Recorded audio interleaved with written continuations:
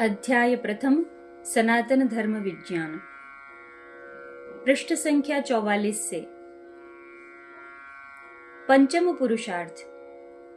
एक ओर कालचक्र के प्रभाव से प्रकृति में रजस तमस की मात्रा बढ़ती रही, तो इसके परिणाम स्वरूप मानवों में भी वेदानुभूति की पात्रता घटती रही। दूसरी ओर श्रोत्रिय ब्रह्मनिष्ठ आचार्यों द्वारा अनवरत अक्लांत भाव से बिना रुके बिना थके वेद विज्ञान को परिभाषित करने वाले वेदांग, उपनिषद, स्मृति, तंत्र, पुराण, दर्शन, ऐतिहासिक, महाभारत आदि युग धर्म प्रसारी सर्वसुलभ सत्शास्त्रों की रचना भी होती ही रही। इस अति प्रबल पुरुषार्थ को देखकर कभी कभी ऐसा लगता है कि इन महान आचार्यों का ये मंगलानुशासन केवल हमारे कल्याण के लिए ही है। पर जब हम उनकी शिशु सुलभ सरलता, भगवती गंगा जी सी पवित्रता, देवतात्मा हिमालय की अचलता के साथ ही उसमें प्रवाहित होने वाले निर्झरों सी प्रगल्भता, स्वरूप की सरसता व आत्मलीन अवस्था में भगवत प्रेम रूपी पंचम पुरुषार्थ के दर्शन करते हैं न, तो अपना अहम भूलकर अहो भाव से भर जाते हैं। अरे ये सब तो समवेत स्वर में परम पिता परमात्मा के यशोगान में ही निमग्न है। ऐसा लगता है कि इनकी परम तत्व की प्रशस्ति में तो मानो इस जड़ जैसी दिखाई देने वाली सृष्टि में पंचभूतों से प्रकट होने वाले सारे ही भाव, भले ही वे वीणा जैसे तंतुवाद्य हों या वेणु जैसे सुशिर वाद्य, कांसे के झांझ जैसे घन वाद्य हों या जल तरंग जैसे तरल वाद्य या मृदंग जैसे अवनद्ध वाद्यों से प्रकट होने वाले गुरु गंभीर भाव ही क्यों न हो। आहा, वे सब प्राकृत ध्वनि के अनुरणन में इस बाह्य प्रभाव से मुक्त हो अपने अपने बहुत्व और जड़त्व को विस्मृत कर स्वभावतः आत्मचेतना के घनीभूत रूप मानवीय कंठ की मधुर ध्वनि के साथ एकतान होकर अनंत में व्याप्त हो जाते हैं। दिव्य गान। भगवत गीता के बारे में तो क्या कहें रे भाई। इसे और इसको गाने वाले गोपाल कृष्ण को तो हम सब जानते ही हैं, है ना। अरे यह तो स्मृति ग्रंथ होते हुए भी स्वयं भगवान के श्रीमुख से निसृत होने के कारण श्रुति के समान ही समर्थ व श्रद्धास्पद है। इस दिव्य गान से एक ओर तो वे आत्मस्वरूप वेद विज्ञान को सरल व सुसंस्कृत रूप से परिभाषित करते हैं, दूसरी ओर इन वेदानुकूल सत्शास्त्रों व इनके रचयिताओं को तो अपनी ही विभूति कहकर प्रमाणित भी करते हैं। आहा, जब वे सृष्टि क्रम द्वारा ब्रह्मलोक से पाताल और तत्क्षण ही संहार क्रम अपनाकर भूमि से ब्रह्मलोक ही नहीं परम धाम तक की रोमांचकारी अंतर यात्रा करवाते हैं, तब ऐसा लगता है कि ये सुघोष वैखरी से परा तक की मीड़ लेते हुए हमें अनायास ही इस जागतिक प्रपंच से परे परम तत्व में प्रतिष्ठित करने का परम मंगलमय विधान रच रहे हैं। परम सत्य का संधान। विज्ञान विज्ञान विज्ञान, सारी सृष्टि के कण कण में समाया सनातन धर्म तो शुद्ध विज्ञान ही है। इसमें तो अवैज्ञानिक सोच को ही अधर्म माना गया है। इस स्पष्टता के साथ ही हम इन्हीं शास्त्रों में समाहित वेद विज्ञान को प्रकट व परिभाषित करने के लिए कृत संकल्प हैं। अतः इन शास्त्रों के स्वर्णिम पृष्ठों को पलट पलट कर परम सत्य का संधान करने वाले हैं। पर किसी भारी भरकम पारिभाषिक शब्दों वाले गंभीर ग्रंथ का प्रणयन तो क्या, पढ़ना भी। भाई मेरे जैसे के लिए तो वेद विज्ञान को आत्मसात करके इसे परिभाषित व प्रचारित करने वाले आचार्यों की कथा सरिता में मन को निमग्न कर देना गंगा जी में डुबकी लगाने जितना ही सरल व सारगर्भित है। पुराण प्रस्तुति।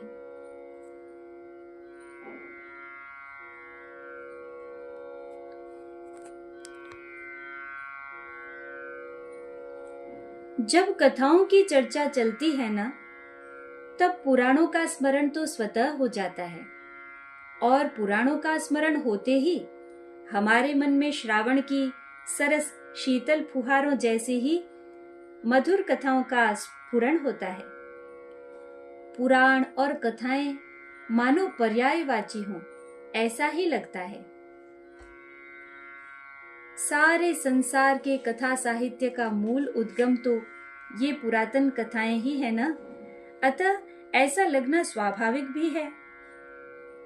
और इसमें तो एक पंथ दो काज वाली कहावत भी चरितार्थ हो जाती है। पुराणों में समाहित विज्ञान से ही प्रारंभ करें और इस विज्ञान को पौराणिक काव्य कथामय कलात्मक विधि से ही प्रस्तुत करें, ऐसा निश्चय हो जाता है। पुराण भी तो 18 हैं, और उपपुराणों को मिला दें तो यह संख्या और बढ़ जाती है। पर हाँ, हाथी के पांव में सबका पांव तो हम सबने सुना है। 10 लक्षणों वाले श्रीमद् भागवत महापुराण में तो सारे ही पुराणों का सार भरा हुआ है। अरे केवल पुराणों का ही नहीं, इसमें तो सारे ही शास्त्रों का सार समाहित है। अतः इस चतुष्पथ से तो ज्ञान, योग, कर्म, भक्ति सारे ही पथ प्रकाशित होते हैं। और हाँ, ऐसा लगता है मानो वेद व्यास जी रूपी कुशल माली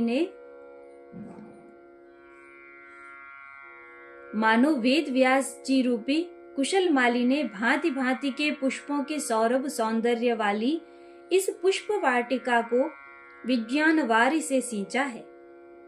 अतः इस बहुरंगी विविधता के भी मूल में तो एक वेद विज्ञान ही समाया है।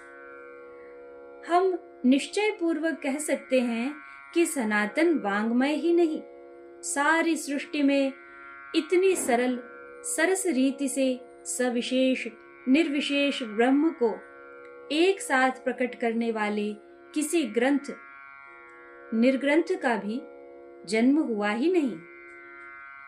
भाई, भक्त भगवान की इन परम पावन कथाओं का पुण्य स्मरण इस घोर कलिकाल में सभी प्रकार की मनस्थिति वाले हम कलयुगी मानवों को भी कृतयुग के समान कृतार्थ करने में समर्थ है। अतः हमारी कथा सरिता इनका यशोगान करते करते ही इस अमृत सिंधु में विलीन होकर अपने परिपूर्णतम स्वरूप को प्राप्त करने वाली है। संवाद के मध्य अध्यात्मवाद। आप स्वयं उनकी सरस शैली देखिए ना। कथा, उसमें भी कथा, उस कथा में भी एक और कथा। इस कथा वितान के माध्यम से वे अनायास ही हम अल्पजीवी मानवों को शाश्वत परंपरा से जोड़ते हुए हमारे समक्ष भी सनातन धर्म के मौलिक सिद्धांतों के वैज्ञानिक स्वरूप को प्रकट कर देते हैं। श्रीमद् भागवत की परम मंगलमयी कथा के प्रसंग में परमहंस शिरोमणि श्री सुखदेव जी शरणागत जिज्ञासु राजा परीक्षित को मैत्रेय जी और विदुर जी का संवाद सुना रहे हैं। मैत्रेय जी भी भगवत कथा के प्रसंग में विदुर जी को ब्रह्मा जी और देवताओं के मध्य का संवाद सुना रहे हैं। स्वयं ब्रह्मा जी भी देवताओं की व्यथा के संदर्भ में अपने ही मानस पुत्रों सनकादि ब्रह्मर्षियों और भगवान के मध्य संवाद और संवाद के भी मध्य में उनके द्वारा की गई भगवान की वेद विज्ञानमयी स्तुति सुना रहे हैं। और इन सब संवादों और संवादों के माध्यम से और इन सब संवादों और संवाद के माध्यम से प्रकाशित होने वाले धर्म और अध्यात्मवाद को श्री वेद व्यास जी हमारे लिए लिपिबद्ध कर रहे हैं। कथाओं के माध्यम से हमारी व्यथा को हरने वाला यह अनुपम प्रयास कितना अद्भुत है ना?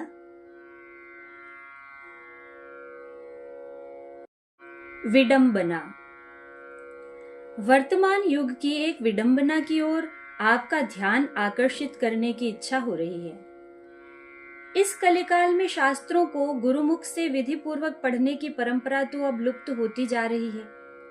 भगवत कृपा से हमारे मन में शास्त्रों को पढ़ने की इच्छा होती है तो हम पुस्तकों को घर लाकर पढ़ने लगते हैं। यह भी अच्छा ही है, पर हमारे शास्त्रों में तो बहुत गंभीर अर्थ वाले पारिभाषिक शब्दों का बहुतायत से प्रयोग किया गया है। अतः पारंपरिक विज्ञान के अभाव में उन शब्दों के हमारे द्वारा समझे गए मनमाने अर्थ बहुत सीमित और प्रायः अपूर्ण ही होते हैं, और कभी कभी तो हम उनका विपरीत अर्थ भी निकाल लेते हैं। पूर्व का प्रकाश तो अब प्राचीन कथा बन गई है। आधुनिक शिक्षा में शिक्षित होकर अब तो हम ऐसे पश्चिमाभिमुखी हो गए हैं कि उगता सूर्य तो हमें कभी दिखता ही नहीं। बस ढलते सूर्य को देखते देखते ही हमारा अवसादग्रस्त जीवन भी ढल रहा है। भाई, प्रतीचि का आलोक लौकिक तन को भले ही आलोकित करे, पर प्राची के प्रसाद से ही हमारे तन मन दोनों प्रकाशित प्रफुल्लित होते हैं। यह तो हमारा चिर परीक्षित ध्रुव सत्य है। धर्म विज्ञान। हम सत्य युग से प्रारंभ करके द्वापर तक सामान्य झलक देखते हुए अब तक द्वापरांत के कथा संवाद में ही डूबे हुए थे। हमने कलयुग का स्पर्श भी नहीं किया था, पर कलयुग ने तो हमें अपने में आपाद मस्तक डुबो दिया है। कलिमल हारिणी भगवती भागीरथी के होते हुए भी विश्वास और विज्ञान के अभाव में हम तो इसके परम शुद्ध भाव की धारणा में भी असमर्थ होते जा रहे हैं। अभी तो हमें धर्म अध्यात्म में भी साइंस चाहिए। साइंस के इस युग में हम अंधविश्वासी धर्म के बोझ को कैसे ढोएं? पर धर्म के अभाव में यह जीवन ही एक बोझ बन रहा है। इसे हमें कौन समझावे?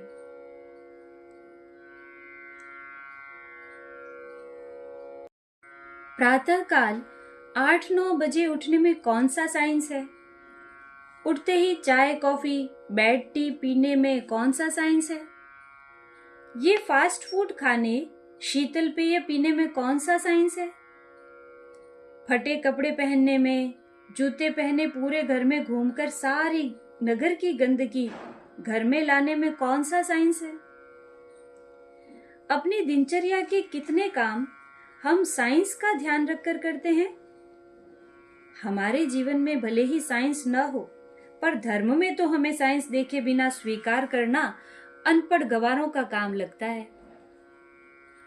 हमारे जीवन में अज्ञान और धर्म में विज्ञान की ऐसी विचित्र मानसिकता के बारे में क्या कहें रे भाई? कोई शब्द ही नहीं सूझ रहा। आप ही किसी उपयुक्त शब्द का चुनाव करिए ना।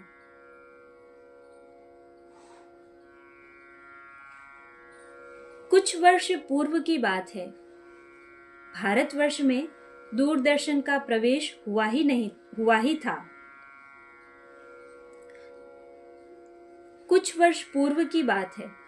भारतवर्ष में दूरदर्शन का प्रवेश हुआ ही था तब की। उस समय बालकों के संस्कार की दृष्टि से हानिकारक और अपने लिए भी अनुपयोगी मानकर अनेक प्रबुद्ध जन इसे घर में लाने में संकोच कर रहे थे। पर बालक तो बालक ठहरे। वे किसी पड़ोसी के यहाँ जाकर इसे देख आते थे। उसी काल में मैं एक दिन एक मित्र के यहाँ बैठा हुआ था और भी 2-3 सज्जन वहां उपस्थित थे। हम लोग किसी गंभीर चर्चा में निमग्न थे कि इतने में उन मित्र की 7-8 वर्ष की पुत्री दौड़ती हुई बैठक के कमरे में आई। टीवी देखने की प्रसन्नता उसके मुख पर झलक रही थी। आते ही मानो कोई बड़े भारी रहस्य की बात हो, ऐसे भाव में अपने पिता से पूछने लगी, पापा, समझदारी किसमें है? अब बेचारे पिता क्या उत्तर दें? यह सोच ही रहे थे कि वह एक कपड़े धोने के पाउडर का नाम लेकर बाल सुलभ हाव भाव से बोली, इतना भी नहीं पता कि खरीदारी में ही समझदारी है। ऐसा कहते कहते ही वह घर में दौड़ गई।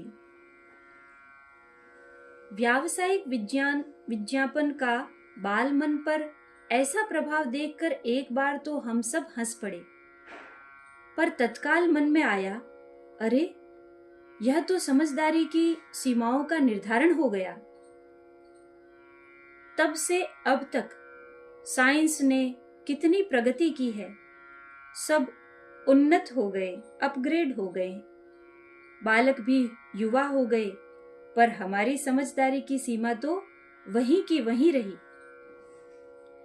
जल की बोतल में विष, शीतल पेय में विष, डिब्बाबंद खाद्य पदार्थों में विष, दिन भर विष ही विष पीना है। अत्यधिक मूल्य देकर आधे अधूरे फटे कपड़े पहनना है। दिन भर ऐसे ही देखा देखी कार्य करते रहना है। क्यों? क्यों नहीं, यह प्रश्न हमारी समझदारी की सीमाओं में ही नहीं आता। वह कौन है जो हमें अपनी इच्छानुसार नचा रहा है? नहीं, मॉडर्न युग में यह प्रश्न पूछना भी अपराध की श्रेणी में आता है।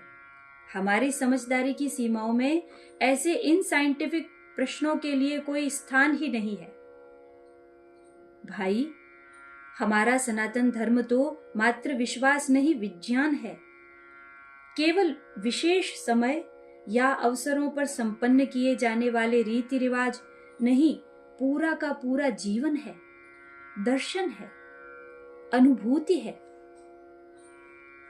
हाँ, अवश्य ही व्रत, त्योहार, उत्सव भी सनातन धर्म के ही अंग हैं, पर हमारा जीवन तो इतने में ही सीमित नहीं है ना। अतः सनातन धर्म भी इतना ही सीमित नहीं है, यह तो असीम, अनंत है। धर्म तो सृष्टि के कण कण में प्रतिष्ठित है ना, अतः यह तो हमारे हर कर्म में समाहित है। धर्म को जीवन से अलग करना ही अधर्म है। देश व काल के अविनाभाव संबंध को तो हम सब जानते ही हैं। जो कण में प्रतिष्ठित है ना, वही क्षण में भी तो प्रतिष्ठित है। अतः हमारे कर्म और काल सब में धर्म समाया है। कर्म और काल दोनों का लोप न हो, यही हमारे आप्त पुरुषों का उपदेश आदेश है। इतने स्पष्ट दिशा निर्देश के पश्चात भी हमने धर्म और विज्ञान को, धर्म और जीवन को अलग अलग कैसे मान लिया, इसका कारण जानते हैं आप? धर्मार्थ। धर्म शब्द बहुत गंभीरार्थक है। इसके अर्थ के अनुसंधान में तो सभी प्राकृत पदार्थ प्राणियों के जीवन का अर्थ, उनका आंतरिक रूप ही नहीं, परमार्थ स्वरूप परमात्मा भी प्रकट हो जाते हैं। पर हम बोलते तो धर्म है, अर्थ लेते हैं रिलीजन का।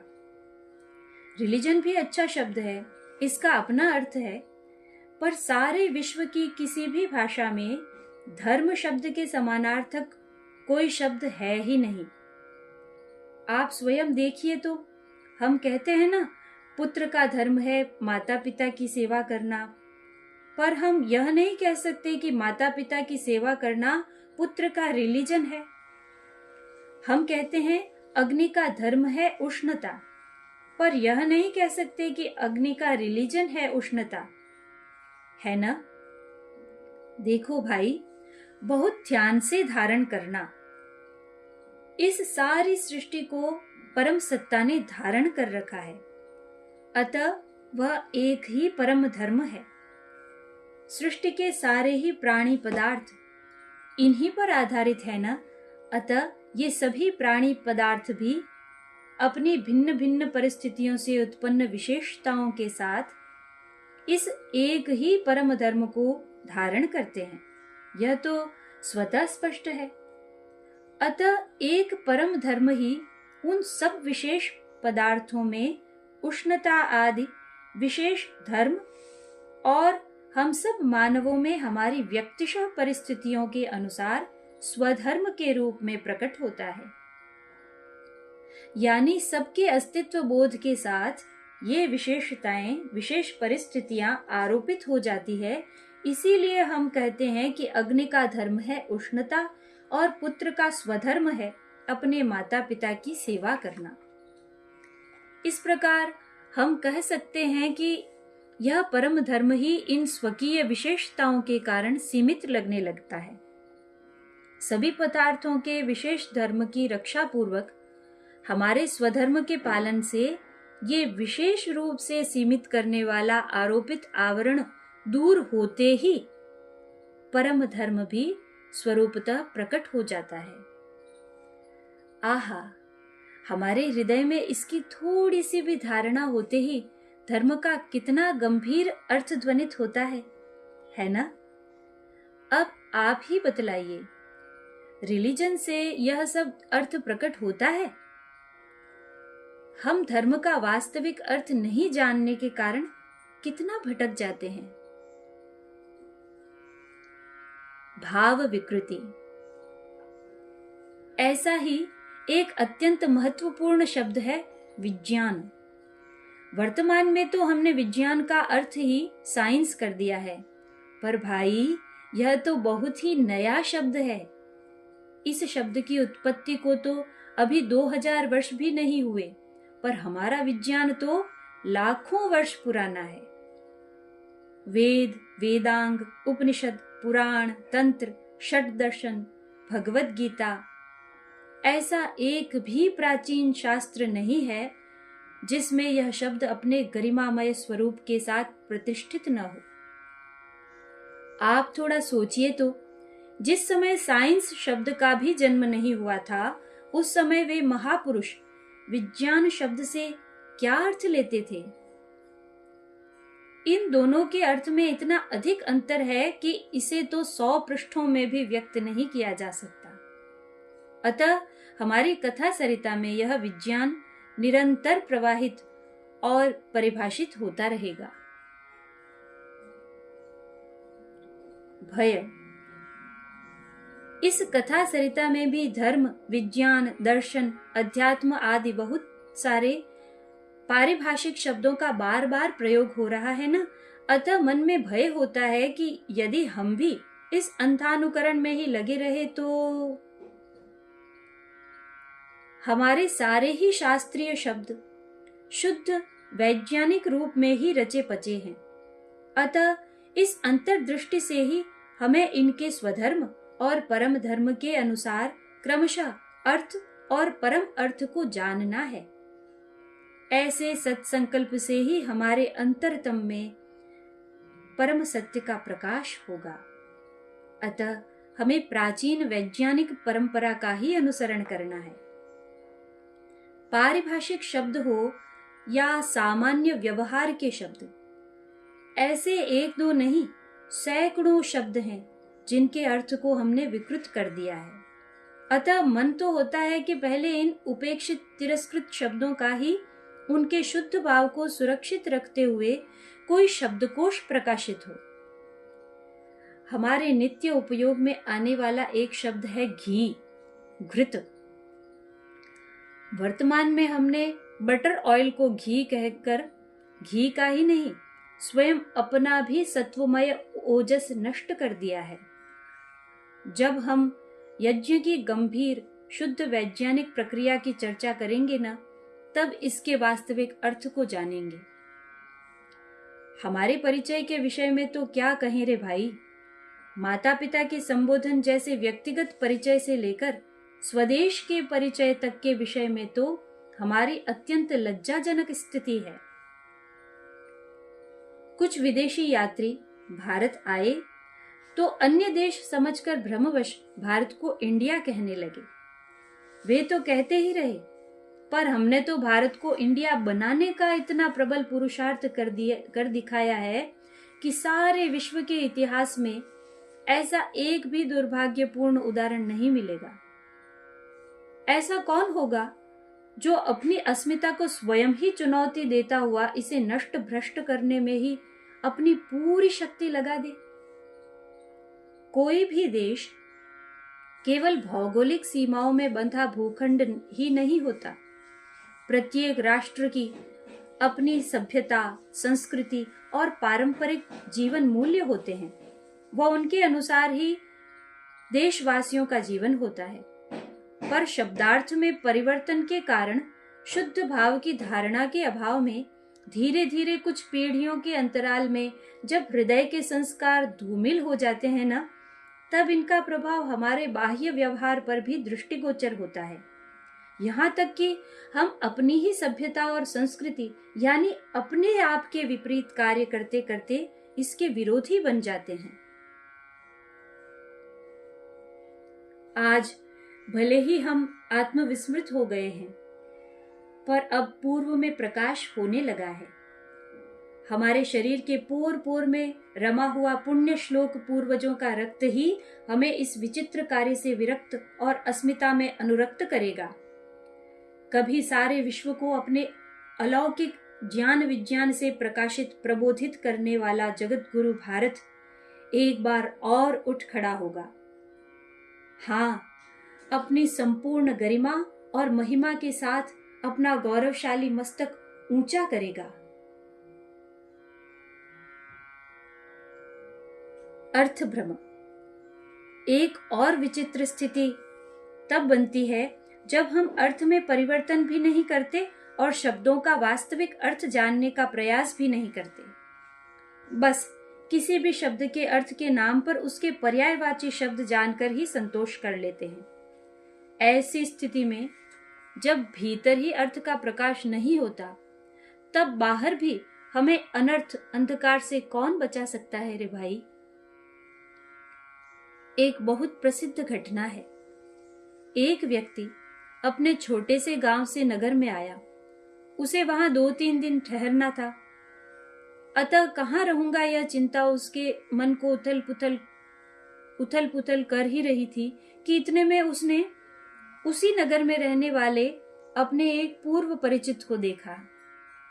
उनको देखते ही मन में सोचा कि चलो अच्छा हुआ, अब इनके यहाँ रह लूंगा। अतः मिलते ही बहुत अपनेपन के साथ उनका पता पूछा। वे सज्जन भी बहुत अनुभवी थे, अतः तत्काल उसका मंतव्य जान गए और टालने के उद्देश्य से दोनों के पूर्व परिचित एक सज्जन का नाम लेते हुए कहा, राम को तो आप जानते ही हैं ना, बस उसके घर के ठीक सामने मेरा घर है। राम का घर कहाँ है? अरे मेरे घर के ठीक सामने। वह थोड़ा झुंझलाकर बोला, पर दोनों का घर कहाँ है? आमने सामने। हम भी किसी शब्द का अर्थ जानने के प्रयास में 2-4 पर्यायवाची शब्दों को आमने सामने करके स्वयं आत्मतृप्त होकर वहां से हट जाते हैं। जब अर्थ भ्रम से भ्रमित मन में जिज्ञासा ही न रही, तब अर्थ जाने का कौन रे भाई। आप सोचिए तो, हम दिन भर में ऐसा कितनी बार करते हैं, और हमारे धर्म ग्रंथों को पढ़ते समय तो ऐसा। पारद शब्द का क्या अर्थ है? पारा और पारे का अर्थ रस धातु और रस धातु का रसराज। भाई, इन पर्यायवाची शब्दों से दूसरों को उपदेश तो हो सकता है, पर स्वयं को अनुभव नहीं हो सकता। अरे अनुभव की तो प्रक्रिया भी प्रारंभ नहीं हो सकती। इसके लिए तो व्याख्यान नहीं, वस्तु ही चाहिए। हाँ, साक्षात वस्तु ही। कोई पारे का अर्थ जानने का दृढ़ प्रतिज्ञ जिज्ञासु झुंझला कर पूछे कि इन चारों का अर्थ क्या है, तब उसे तो किसी पात्र में पारा लाकर दिखाना ही पड़ेगा, है ना? पारे को देखने मात्र से ही उसके सभी गुणों का पूर्ण परिचय तो नहीं होगा, पर इस प्रारंभिक धारणा से आगे गंभीर अनुभव का मार्ग तो खुल ही जाएगा। पर यदि उस समय पारा उपलब्ध न हो तो अर्थ की धारणा के लिए क्या कहेंगे? भाई, उसमें धारणा शक्ति आदि धातु के गुण होने के कारण उसे धातु कहते हैं। उसमें जल जैसे रस के गुण भी है, अतः धातु होते हुए भी तरल रसायन होता है। पृथ्वी के सारे ही रसायन सूर्य के तेज व चंद्र किरणों की शीतलता का भूमि व भूमि से उत्पन्न लता औषधियों के साथ देश काल कोण क्रम मात्रा के तारतम्यानुसार मिलने से ही विविध रूपों में निर्मित होते हैं। उनमें भी प्राकृत शुद्ध पारद तो सीधे ही सूर्य के प्रचंड तेज का शुष्क भूमि के संपर्क से परिणत तेजस रूप ही है। अतः शरीर को धारण करने वाले सभी सप्त धातुओं को पुष्ट करने व सिद्धि साधन में भी समर्थ बनाने के विशिष्ट गुणों वाला यह रस धातु तो रसायनों में सर्वश्रेष्ठ होने से रसराज कहलाता है। इन सब गुणों के साथ ही इसका रंग ऐसा, रूप ऐसा होता है। अन्य अनेक उदाहरणों से इसकी धारणा का प्रयास करेंगे। इतना सब होने पर भी इनसे बहुत अच्छी धारणा हो ही जाएगी, ऐसा निश्चय पूर्वक नहीं कहा जा सकता। पर हाँ, इस धारणा का एक बहुत सुंदर उपाय है, शब्द धारणा से अर्थ धारणा के योग्य बनना। प्रत्येक शब्द और उसके अर्थ में अविनाभाव संबंध होता है, यह तो हम जानते ही हैं। पर कोई भी पर्यायवाची शब्द किसी भी शब्द का वास्तविक अर्थ नहीं होता। सामान्य शब्द जिस वस्तु की ओर संकेत करता है ना, वह वस्तु ही उसका अर्थ होती है। अतः शब्द और अर्थ अर्थात वस्तु अलग अलग ही होते हैं। पर वेद मंत्रों के शब्द वे पात्र हैं जिनमें उनका अर्थ भरा है। ऐसा लगता है मानो पारे के पात्र में पारद भरा हो। अतः वेद शब्द राशि ही नहीं, ज्ञान राशि है। हमारे पूर्वज कहते थे कि देश काल क्रम मात्रा सत्व का ध्यान रखते हुए इनका सस्वर पाठ करेंगे ना, तो हमारी पात्रता इतनी विकसित हो जाएगी कि हमारे भीतर यही वेद मंत्र अर्थ, परम अर्थ स्वरूप में प्रकट हो जाएंगे। वेद विज्ञान से प्रेरित होकर उन ऋषि कल्प शब्द शिल्पियों ने सृष्टि की वैज्ञानिक व्यवस्था से विशिष्ट भाव संपदा वाले ऐसे ही सुसंस्कृत पारिभाषिक शब्दों का संधान किया है। इन शब्दों की धारणा से अर्थ धारणा कितनी सरल हो जाती है, यह तो अनुभूति का विषय है। संस्कारों के अभाव वाले इस कलयुग में जब सांस्कृतिक क्रियाकलाप आदि तत्व धारणा की पूर्व पीठिका हेतु सारी परंपराएं शिथिल हो गई हैं, तब संस्कृत निष्ठ शब्द धारणा से ही अर्थ धारणा का द्वार विमोचित होगा। अतः बहुत सोच समझकर ही हमने संस्कृत निष्ठ पारिभाषिक शब्दों का प्रयोग किया है। वर्तमान में हमें इन अपरिचित शब्दों से परिचित होने में थोड़ी सी कठिनाई तो अवश्य होगी, पर जब अर्थ सिद्धि से अंतःकरण प्रकाशित व आह्लादित होगा न, तब तो इस परिश्रम की स्मृति भी नहीं रहेगी। हम शब्द धारणा से अर्थ सिद्धि के युक्ति कौशल को सीखने वाले हैं। इसके लिए एक ही बात को बार बार करनी पड़ी तो बार बार करेंगे, अनेक दृष्टिकोणों से कहनी पड़ी तो वैसा ही करेंगे, पर इसे सीखेंगे अवश्य। स्वरूप सिद्धि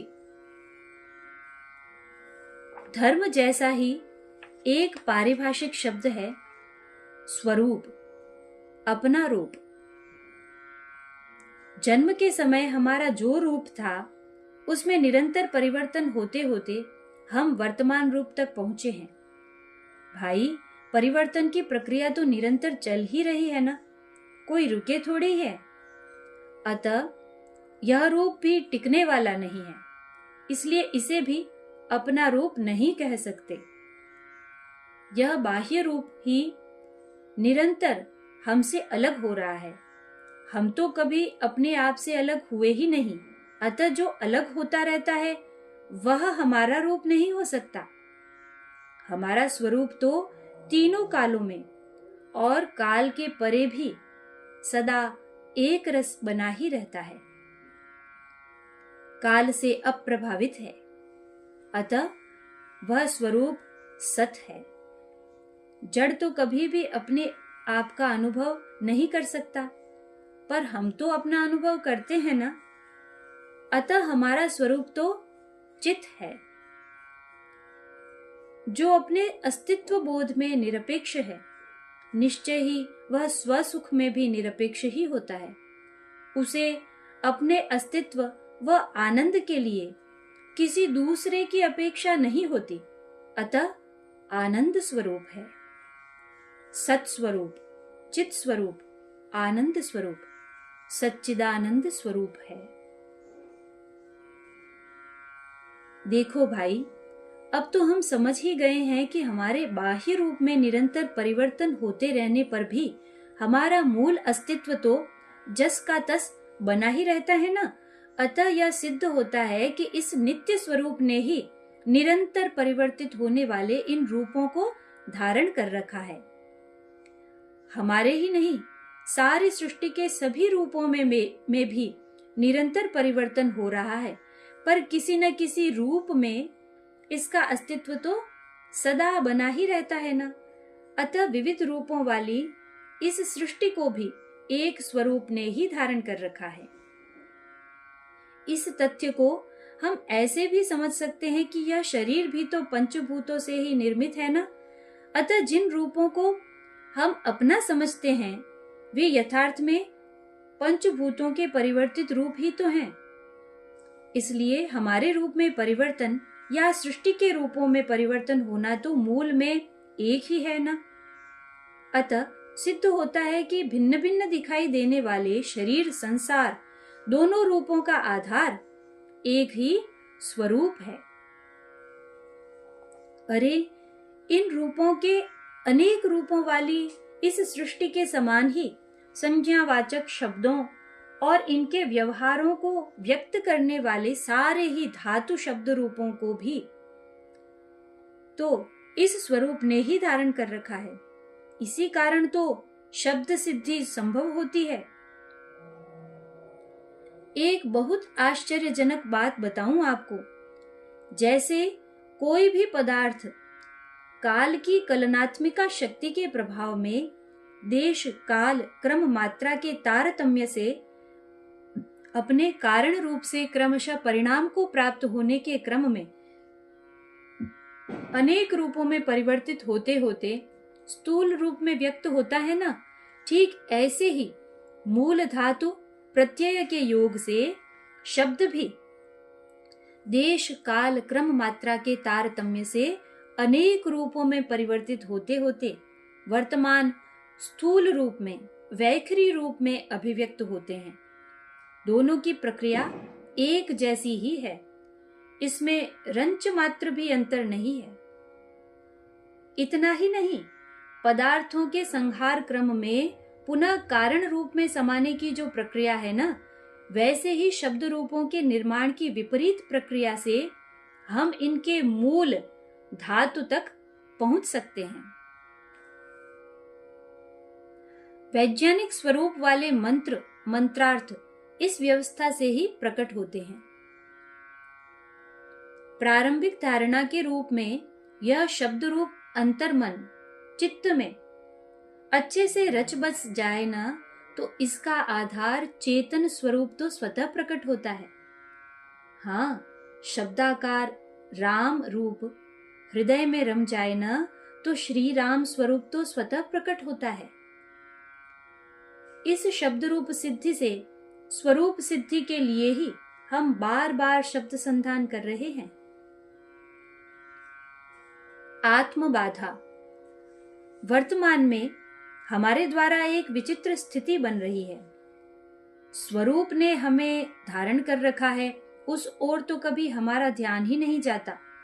इसके विपरीत हमें तो अनेक वस्तु व्यक्तियों को अपना मानकर स्व के रूप में धारण करने का भ्रम हो गया है। स्वधर्म के पालन से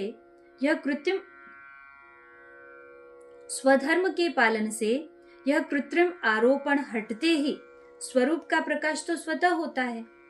इसके लिए अलग से कुछ भी करना नहीं पड़ता। भाई, केवल शब्द सिद्धि ही नहीं, ज्ञान, योग, कर्म, भक्ति, यह स्वरूप सिद्धि तो सभी पथों से होती है। ज्ञानी के लिए तो स्वरूप सिद्धि व तत्वानुभूति एक ही है। भक्त के लिए भी स्वरूप सिद्धि के बिना भगवत तत्वानुभूति अर्थात नित्य लीला में प्रवेश संभव नहीं है।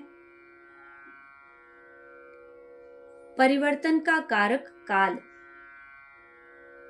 अभी अभी हमने प्राकृत देश अर्थात स्थान और प्राकृत शरीरों के जन्म से मृत्यु तक के अनेक परिवर्तित रूपों की चर्चा की है। ये सारे ही रूप काल, आयु के परिणाम में ही परिवर्तित होते हैं ना। अतः यथार्थ में हमारा शरीर अर्थात देश सृष्टि के विविध रूपों के माध्यम से काल ही अनेक रूप धारण करता है। आप कल्पना करिए तो सारी पृथ्वी पर यह काल ऐसे कितने रूप धारण करता होगा। और यह पृथ्वी तो बहुत छोटी है। देश काल दोनों दृष्टियों से नगण्य सी इस त्रिआयामी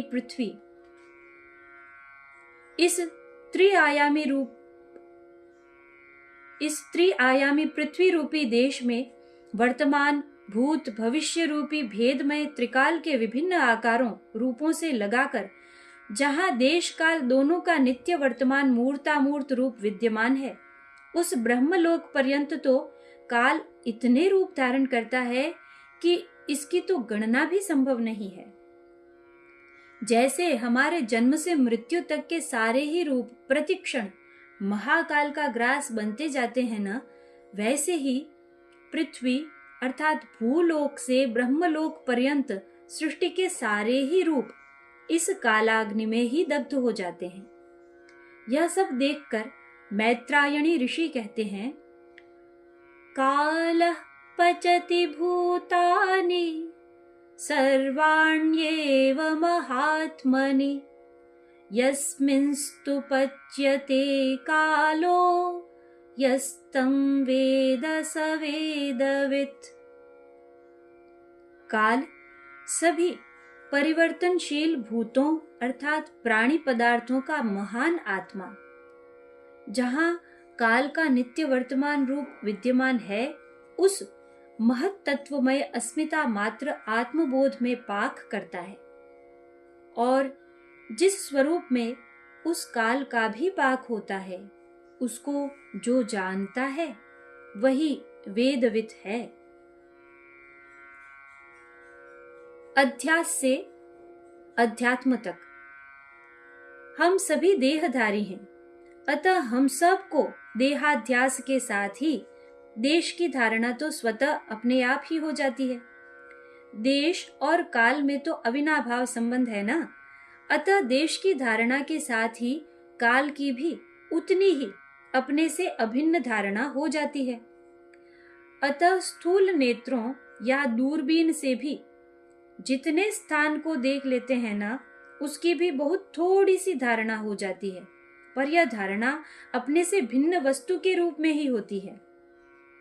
देह में तो हमारा आत्मभाव है ही अर्थात अध्यास है ही। अतः देह के साथ होने वाली देश काल की धारणा अपने से अभिन्न होती है। यह अभिन्नता ही धारणा का यथार्थ रूप है।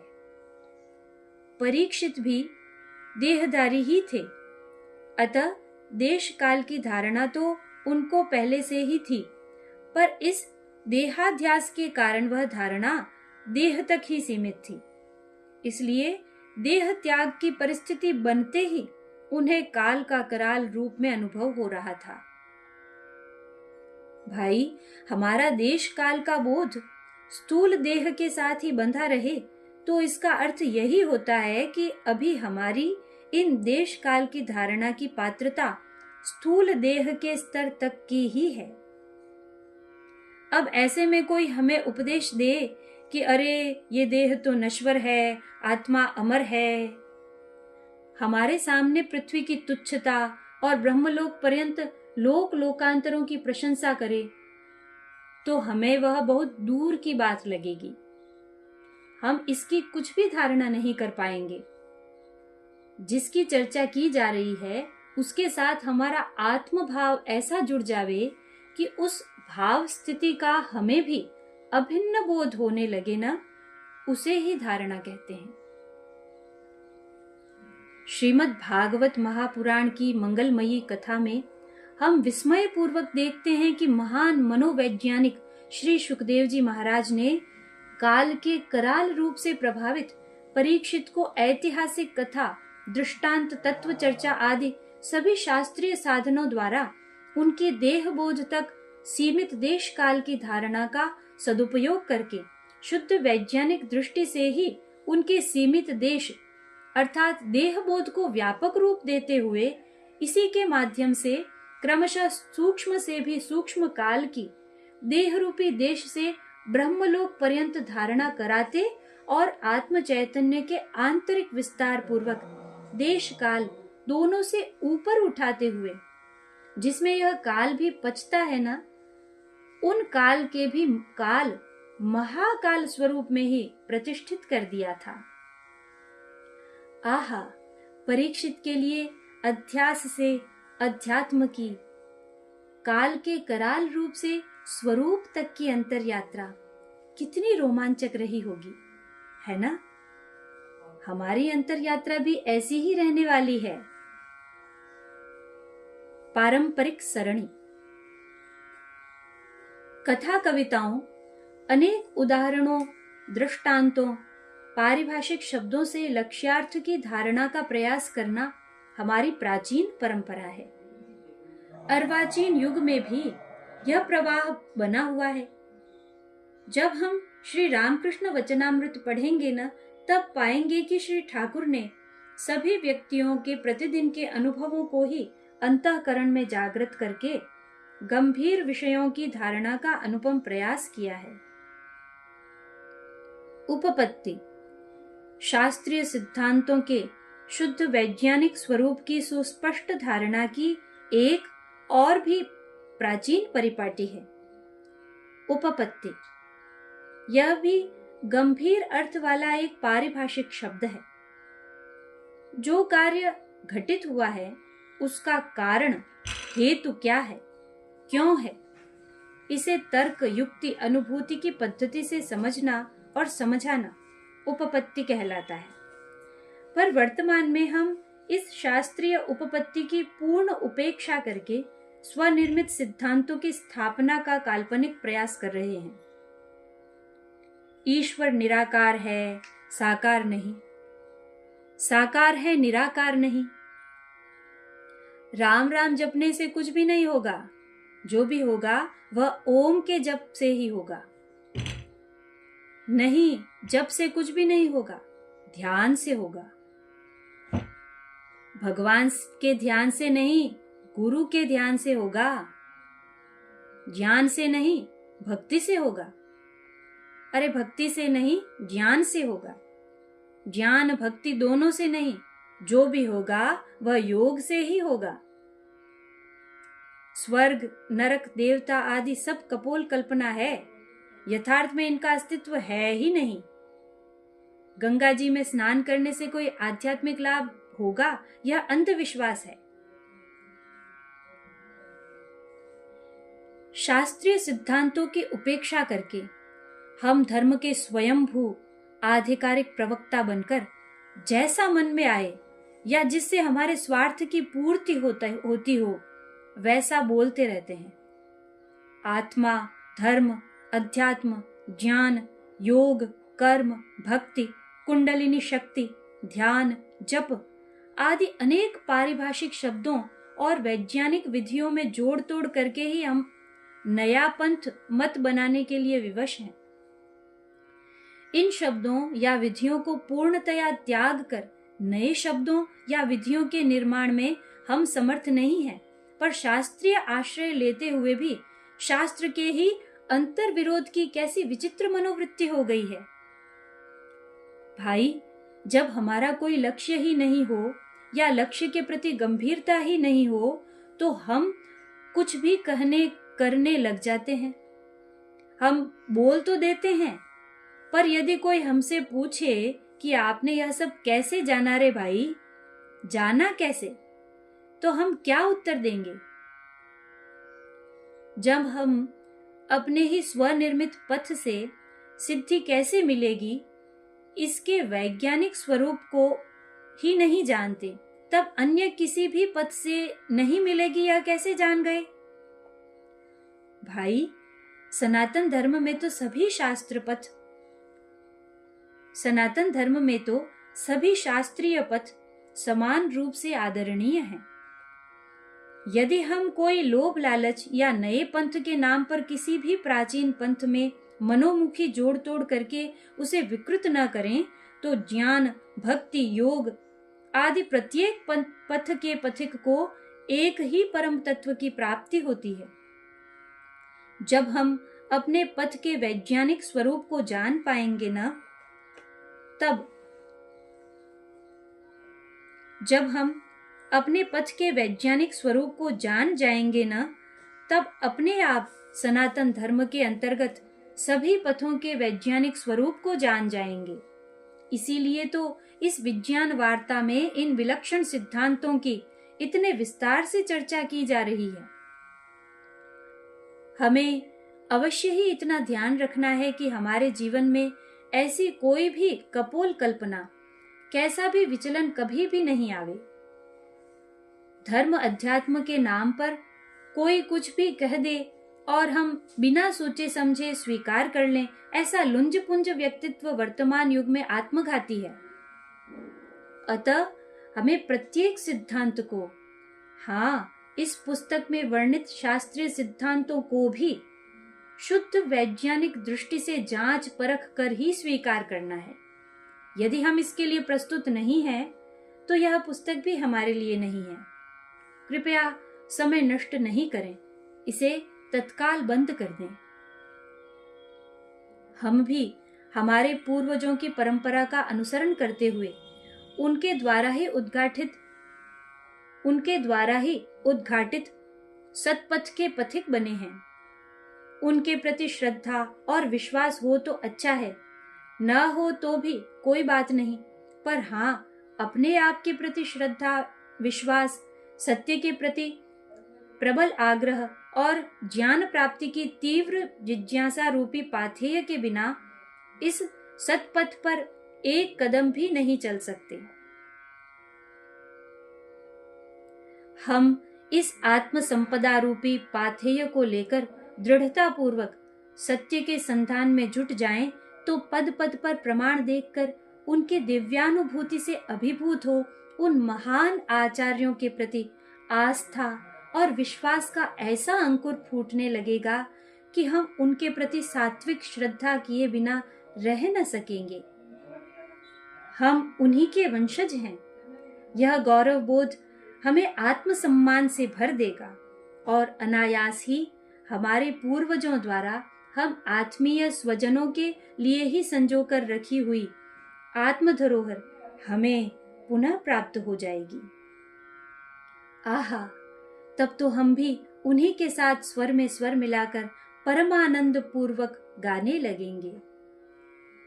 ओम पूर्णमदः पूर्णमिदं पूर्णात् पूर्णमुदच्यते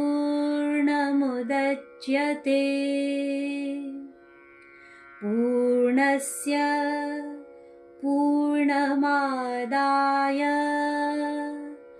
पूर्णमेवावशिष्यते।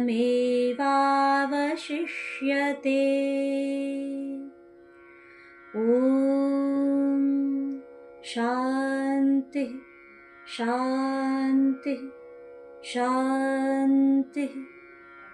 हरि ओम। तत्सत्। श्री श्री राधा कृष्णार्पणमस्तु। अहं हरे तव पादैकमूला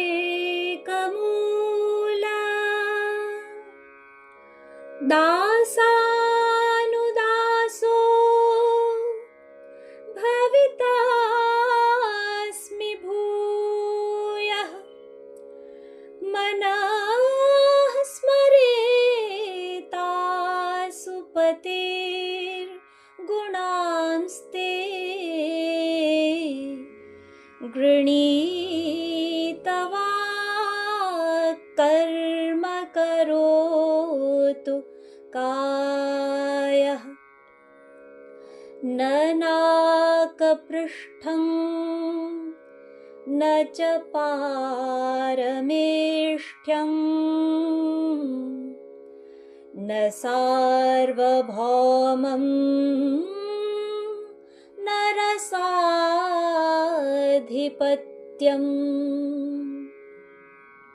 न योगसिद्धिरपुनर्भवं वा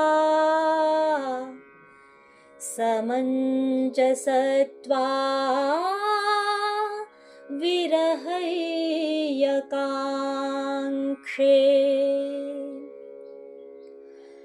अजातपक्षायव मातरं खगाः स्तन्यन्यथा वत्सतराः क्षुधार्ताः। प्रियं प्रियेव व्युषितं विषण्णा मनोरविन्दाक्षदिदृक्षते त्वाम्। ममोत्तमश्लोकजनेषु सख्यम् संसारचक्रे भ्रमतः स्वकर्मभिः। त्वन्माययात्मात्मजदारगेहेष्वासक्त चित्तस्य न नाथ भूयात्। आसक्तचित्तस्य न नाथ भूयात्। आसक्तचित्तस्य न नाथ भूयात्।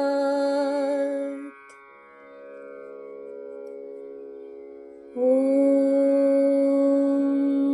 पूर्णमदः पूर्णमिदं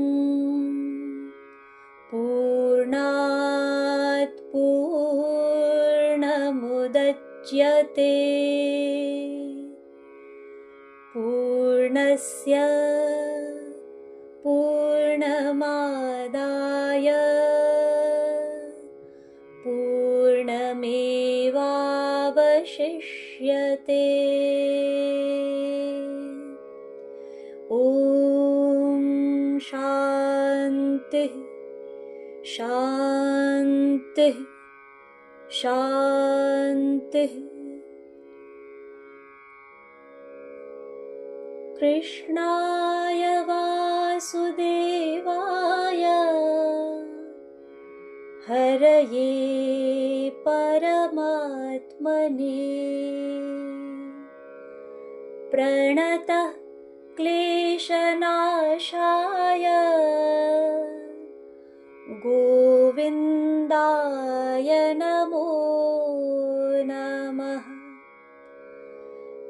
कृष्णाय वासुदेवाय देवकी नन्दनाय च नन्दगोपकुमाराय गोविन्दाय नमो नमः। गोविन्दाय नमो नमः। गोविन्दाय नमो नमः। श्रीकृष्णार्पणमस्तु।